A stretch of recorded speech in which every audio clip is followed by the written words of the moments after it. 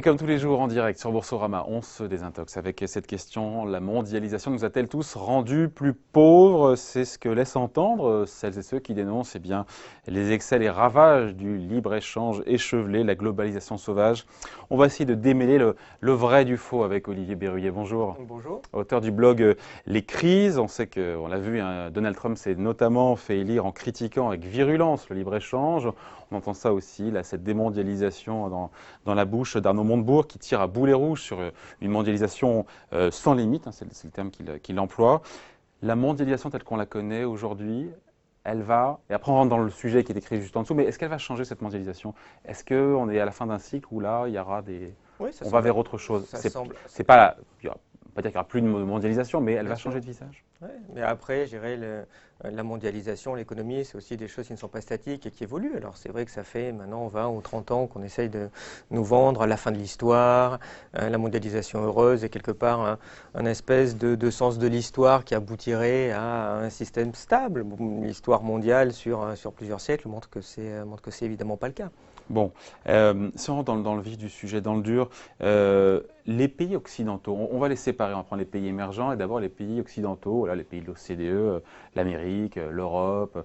On ne s'est pas appauvri depuis 25 ans avec la mondialisation. Pardon, mais le consommateur occidental, il est bien content d'acheter son smartphone sans donner de marque, son t-shirt, sa télé beaucoup moins cher. Ça a dopé le pouvoir d'achat. On ne peut pas dire qu'on soit appauvri, nous. Oui, bien sûr. Bon, après, je ne suis pas sûr que les chômeurs qui ont été virés parce que leur entreprise a fermé soient tout à fait de cet avis-là. Mais oui, on ne peut pas dire que généralement on s'est appauvri, ce serait excessif. Mais après, il faut rentrer dans le détail. C'est vrai qu'il y a eu cette déclaration d'Arnaud Montebourg, qui factuellement n'est pas vraie. On ne peut pas dire que tous les pays se sont appauvris. Non. C'est ce qu'il a dit. Il a dit, sauf la Chine, Arnaud Montebourg, il a dit tous les pays sont appauvris depuis un quart de siècle avec la mondialisation. Je ne suis pas dans sa tête, mais je pense que ce n'est pas tout à fait ce qu'il voulait dire.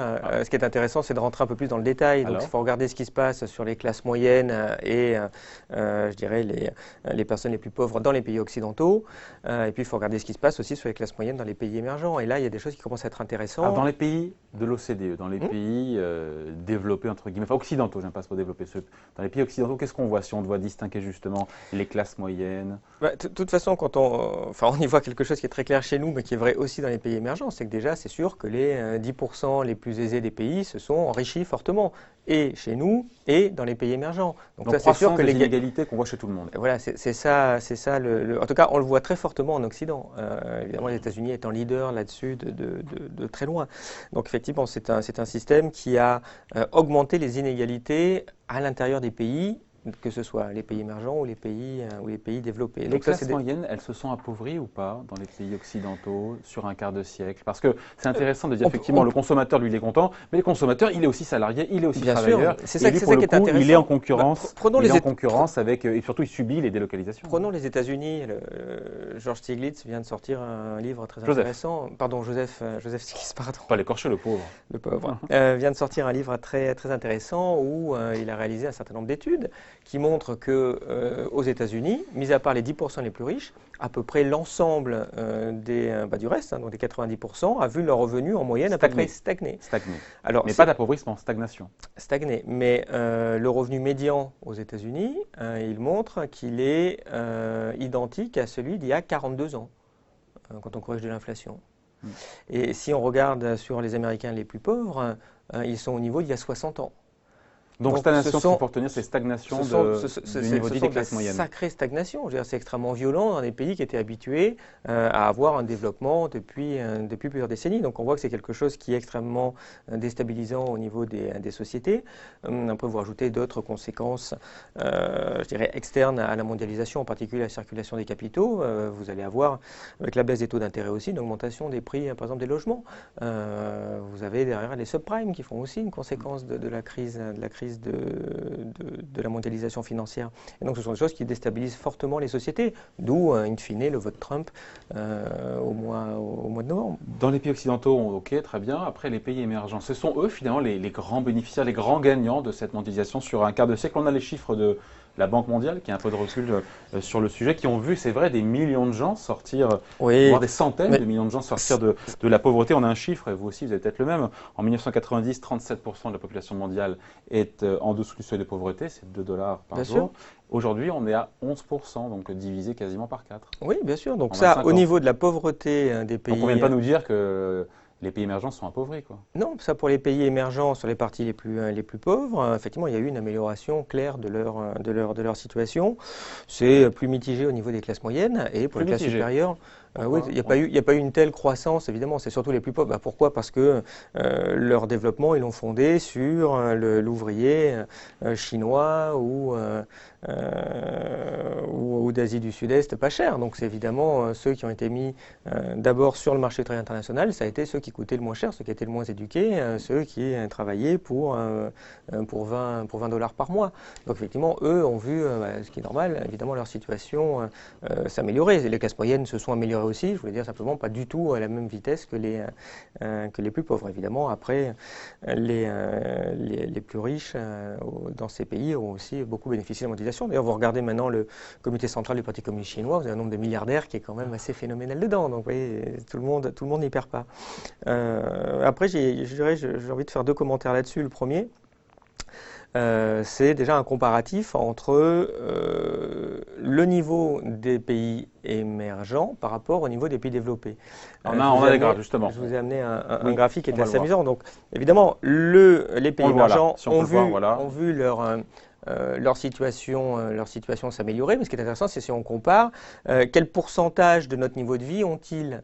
Donc leur niveau augmente, notre niveau augmente. Donc quand C'est vous le niveau faites de le vie ratio entre les comparé deux, donc des pays ça c'est le PIB par habitant. occidentaux, pays par habitant, par rapport au. Par exemple, vous comparez l'Indonésie, combien elle représente du niveau de Ce vie qui des monte le pays plus, c'est la développés? Russie et la Chine, hein. Quand on voit ce qui Oui, monte le plus, tout à fait. le pays par habitant qui a le plus augmenté en rapport comparé Hum, aux pays par habitant des pays occidentaux, Oui, c'est la Russie et la Chine. c'est la Russie et la Chine. Donc ce sont eux les grands gagnants. Oui, en particulier, on voit que l'Indonésie, c'est 20% du niveau de vie occidental maintenant et en 90. Donc le niveau a augmenté, ok, mais en proportion, il n'y a pas eu beaucoup d'évolution. Donc ça permet de montrer les pays qui vraiment arrivent à se développer fortement. Vous voyez la Chine, qui est évidemment la très grande gagnante de la mondialisation, et ça Montebourg avait raison là-dessus. Et puis vous avez la Russie, mais enfin la Russie, il y a eu effectivement la fin du communisme et puis sa grosse chute, et puis elle est revenue avec les revenus pétroliers à un C'est niveau moins plus évident élevé. quand on regarde les pays d'Amérique du Sud, Oui. le Mexique, le Brésil, Donc, l'Afrique du Sud, là, pour le coup, donc pour eux. ils se développent, c'est bien, mais par rapport à nous, l'écart reste à peu près identique. Donc ils ne sont pas du tout en train de rattraper un niveau de vie de PIB par habitant